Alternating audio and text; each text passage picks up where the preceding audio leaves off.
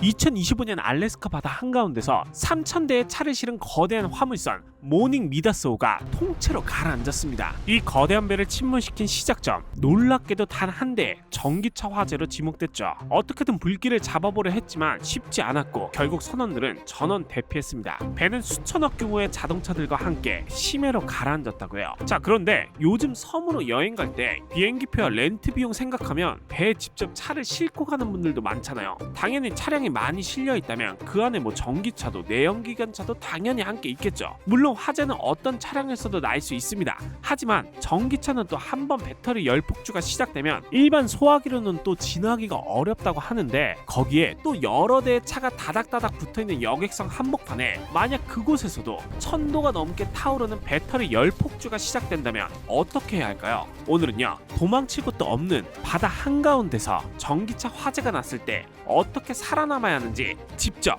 확인하러 가보겠습니다. 진짜로 섬에서 이제 이렇게 차가 나옵니다.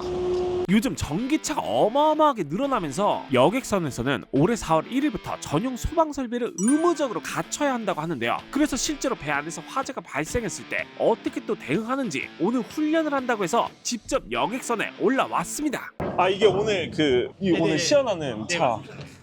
이거 누가 타는 차 아니에요? 이거 뭐 준비된 차. 여기 관용차. 아, 개인차? 네. 이런 거는 처음 시연하시는 건 아니죠, 오늘? 저희 뭐 여러 번 했는데 제 차로는 처음이고요. 아. 네. 긴장했습니까? 당연히 멀쩡한 차에 실제로 불을 낼 수는 없잖아요. 그래서 실제 상황을 가정한 훈련을 한다고 하더라고요. 그런데 사실 배 안에서 전기차 불을 완벽하게 끄는 건 지금으로서는 불가능에 가깝다고 하거든요. 바로 열폭주 때문인데요. 배터리가 스스로 산소를 만들며 1000도 넘게 타오르기 때문에 외부 공기를 차단한다고 해도 계속 타고 단단한 팩으로 덮여 있어서 겉에 물을 뿌려도 뭐 속까지 닿지도 않습니다. 그래서 바다 위 화재 진압의 진짜 목적은요, 불 끄기가 아니라 얼마나 오래 버티느냐라고 할 수 있는데요. 그래서 배 위에서 만약에 불이 났을 때 초기 목적이 확산 방지라고 보시면 돼요. 아, 네. 그러면은 그렇게 분출하고 있는 상황에서 이제 육지로 가게 되는 건가요? 네, 최대한 가까운 항구로 가서 이제 육상과 이제 연계해서 진화 또는 이제 피해 방지, 확산 방지를 하는 게 목적입니다. 그래서 전기차 옆에서 계속 해수를 뿌려주기 위해 이런 옷을 입고 또 공기통까지 메고 불확산 방지를 한다고 하더라고요. 와, 근데 날씨 장난 아닌데 직접 입으세요, 그럼? 오늘 아마 제가 입는 거더라고요. 이게 화재가 났을 때 바로 이렇게 입으시는 거죠? 네, 맞습니다. 이게 와, 근데 옷이 너무 두꺼워서 혼자 입기도 힘들어요. 옷이 일단 엄청 무거운 것도 무거운 건데 지금 입자마자 너무 덥더라고요. 그리고 혹시 모를 상황을 대비해 허리에 손도끼도 착용을 해주고, 이제 연기를 많이 마실 수도 있으니까 공기통을 매주고 이제 마스크를 쓰는데, 이러면 될 것 같은데 이 위에다가 또 뭘 써요. 저는 아무것도 안 하고 가만히 그냥 10분만 있어도 더위를 먹지 않을까 싶더라고요. 아무튼 저도 말씀 주시는 대로 행동하면서 불 끄는 흉내만 잠깐 해봤거든요. 아, 장난 아니에요. 그럼 이제 저 말고 본격적인 모의 훈련을 한다니까 지켜보도록 할 텐데, 지금 차 위에 있는 비닐은 아무래도 또 과장님 개인 차를 가져온 거라 약간의 보호 차원으로 이제 덮어놓은 거라고 해요. 기스 날까봐. 여기 과장님이 자발적 맞겠죠? 자발적으로 하셨다고. 지금 자차시기 때문에 지금 이런 거.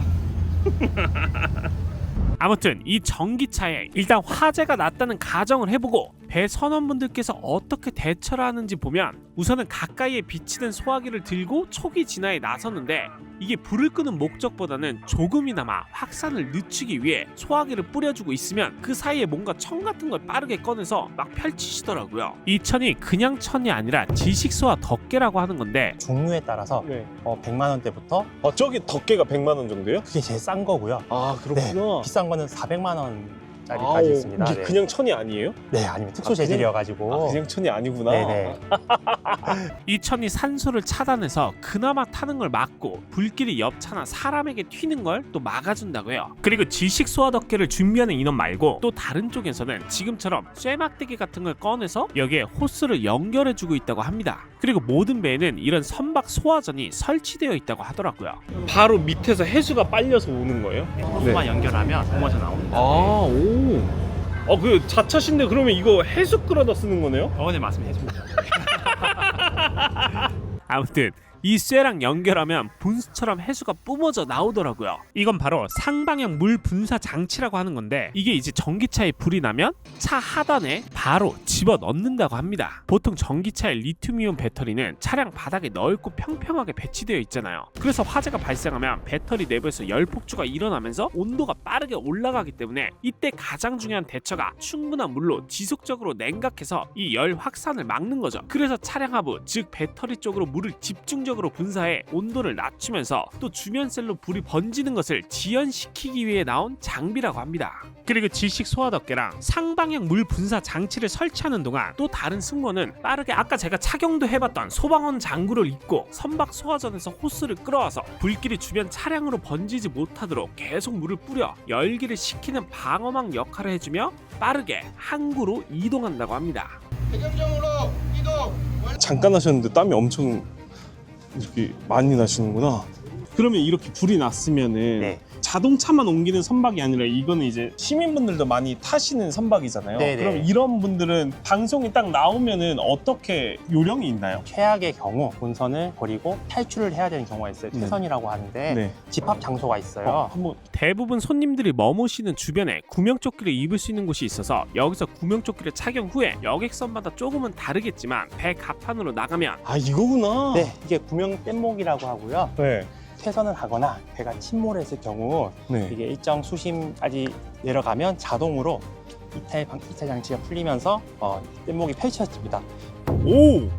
이게 지금 바다에 빠지는 거는 처음 보는 것 같은데 지금 이런 식으로 만약에 퇴선을 하게 되면 이 뗏목이 바다에 떨어지면서 펼쳐지는데 이 구명 뗏목에 무려 25명 정도가 탈 수 있다고 합니다. 그리고 이 뗏목 안에는 생존에 필요한 여러 가지 물품들이 들어있는데 지금 보시는 노도 있고 뭐 식수부터 시작해서 구급상자, 음식 그리고 뭐 조명탄 이런 여러 가지 물품들이 들어있다고요. 그래서 이렇게 나가긴 하겠지만 그 네. 전에 이제 조기로 이제 진압을 하는 게 목표인 거잖아요. 네. 이렇게 훈련을 모두 마치고 궁금한 것들을 조금 더 여쭤봤거든요. 이렇게 훈련은 저희가 지금 했잖아요. 네. 근데 보시면은 이 소방 이런 시설은 원래 모든 배에 있다고 하셨는데 네. 지금 이 장비가 저게 추가된 건가요? 작년 9월에 네네. 선박 소방 설비 기준이 개정이 되면서 네. 여객선에서는 3가지 화재 대응 장비를 이제 의무적으로 비치를 해야 되고요. 네네. 조금 더 자세히 알아보니 우리나라 바다로 오가는 내양 화물선은 2027년, 먼 바다로 오가는 외양 화물선은 2028년부터 이런 전용 소화 장비를 반드시 갖춰야 한다고 합니다. 정부 차원의 강도 높은 대책이 마련될 정도로 배 위에서의 불꽃이 육지보다 훨씬 치명적일 수밖에 없는데요. 도대체 선박 위 전기차 화재는 왜 이토록 위험한지,